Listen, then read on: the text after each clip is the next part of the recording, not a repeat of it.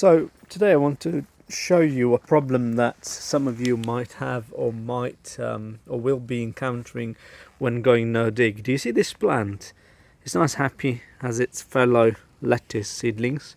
It's been in here for 1 week now, and usually about this time, well, it can be as soon as after a few days from the transplant, this can happen, and it's the work of a pest called a wireworm.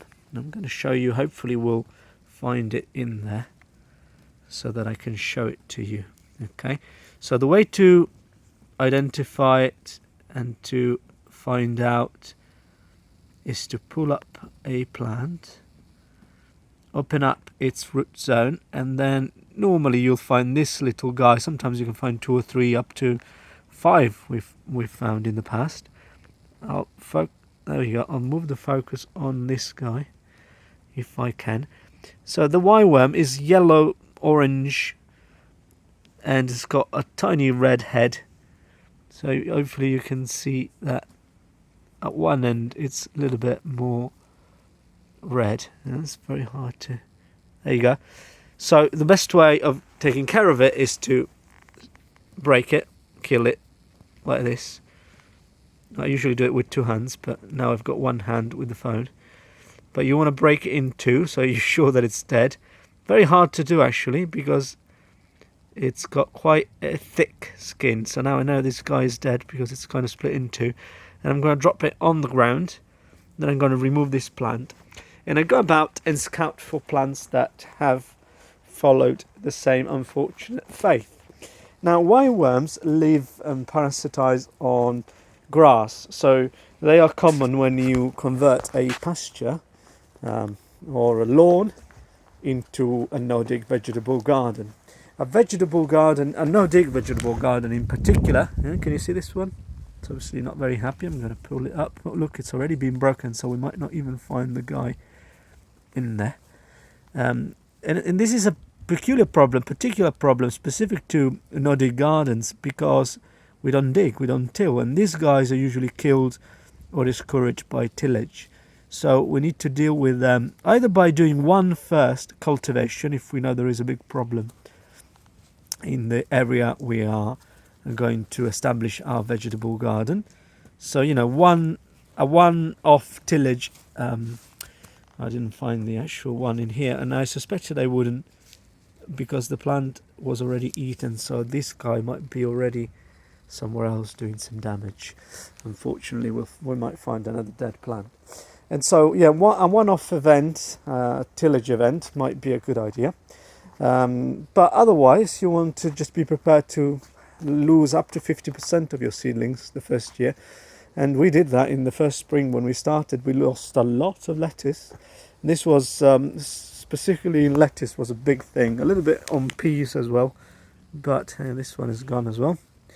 But lettuce seems to be their favourite. Now, some people have seen it on beetroots. We never had it on beetroots. We've had it sometimes on spinach. But mostly on lettuce. And so what we did when we found out that we had this problem, rather than tilling, because it was a bit too late now, we had made all the beds and everything, we just decided to pick them up one by one as we found them. And the way to find them is to spot a plant that really is like the ones I showed you. Okay, and as you find them, you remove them, and in time that bed will be clean. The problem with wireworms is that it takes up to 7 years to become an adult. So it's the larvae of a beetle called the click beetle, and it takes up to 7 years to become an adult. Now, another strategy, rather than tillage or picking them one by one by hand, is to plant a green manure of white mustard, Synapsis alba.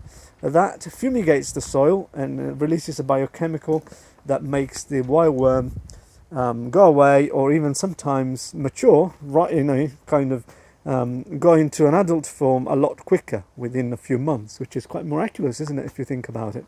Now, I haven't looked into this very carefully, but I know a lot of people have gotten rid of wireworm this way, so it's worth knowing it. So that was the wireworm. Now, luckily, I managed to show you one specimen. Unfortunately, the other plants that I removed didn't have the guy in them. I'm going to try the last one here. I can tell that this guy is not happy here. So I'm pretty certain there's something in its root zone. Okay, let's do this last. There you go. And you can see it's usually between the stem and the root ball. Okay, and so the thing to do here is, I'm afraid, a bit cruel, but to kill it or give it to your chickens or something like that, and then you can leave the roots in place. Always check if there isn't another one, but usually if there is, it's going to be in the root ball, and then remove the top of the plant and put it in the compost, and slowly you'll get rid of all of them. There you go, there's another one there. And as you've done that, that bed will be clean for many months. They shouldn't come back unless you plant a grass green manure or something that they really like parasitizing the roots of. I didn't find one in here. Alright, so I'll leave you to it, and good luck with your no-dig gardening.